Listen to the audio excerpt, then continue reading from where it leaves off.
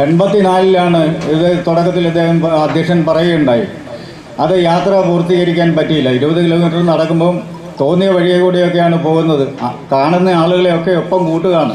അനാഥാലയങ്ങളിലും പാവപ്പെട്ട മനുഷ്യരുടെ വീടുകളിലും കയറി ചെന്നിട്ട് അവരാഹാരം കഴിക്കുകയാണെങ്കിൽ അതിനകത്ത് ഒരു പറ്റ് അവരുടെ കൂടെ ഇരുന്ന് കഴിച്ച് ഇവർ കൊണ്ടുവന്നിട്ടുള്ള ആഹാര സാധനങ്ങൾ അവരുമായി പങ്കുവെച്ച് അങ്ങനെ അത് സി രാധാകൃഷ്ണൻ തന്നെ പറഞ്ഞ കാര്യമാണ്. ആ അനുഭവമാണ്.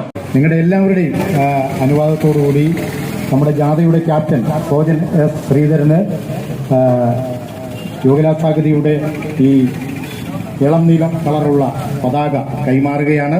ഈ പതാക വഹിച്ചുകൊണ്ട് നമുക്ക് ഇവിടുന്ന് പദയാത്ര പോകുമ്പോൾ നിങ്ങളുടെ എല്ലാവരുടെയും പിന്തുണ അല്ലെങ്കിൽ നിങ്ങളുടെ എല്ലാവരുടെയും ഒരു പൂർണ്ണമായിട്ടുള്ളൊരു മനസ്സ്, ഒരു സ്നേഹം, ഒരു ഒരു ചേർന്ന് നിൽക്കാനായിട്ടുള്ള ഒരു മനോഭാവം തീർച്ചയായും ഉണ്ടാക്കണം എന്ന് മാത്രം പറഞ്ഞുകൊണ്ട് ഈ പതാക കൈമാറുന്ന ചടങ്ങ് ഞാൻ നിർവഹിക്കുകയാണ്. നമസ്കാരം.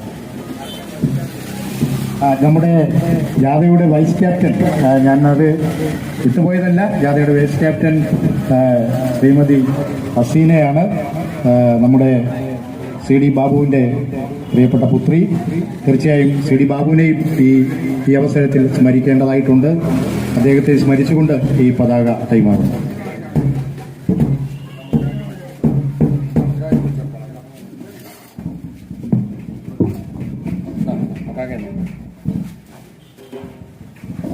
യുവകലാസാഗതി സിന്ദാബാദ്, സാംസ്കാരിക യാത്ര സിന്ദാബാദ്, ജാതിയല്ല മതമല്ല, മനുഷ്യരാണ് പ്രധാനം, മനുഷ്യരാണ് പ്രധാനം.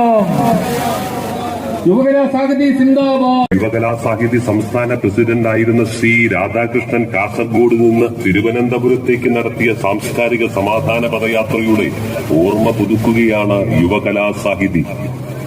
മനുഷ്യനും മനുഷ്യത്വവും സാഹോദര്യവുമാണ് സമൂഹ നിലനിൽപ്പിന് ആധാരമെന്ന ആശയം അവതരിപ്പിച്ചുകൊണ്ട് നടത്തുന്ന പദയാത്ര മുട്ടത്ത് പടിയിൽ നിന്നാരംഭിച്ച് കുരിശുമൂട് പാറൽപ്പള്ളി വഴി ആനന്ദാശ്രമത്തിൽ സമാപിക്കുന്നു.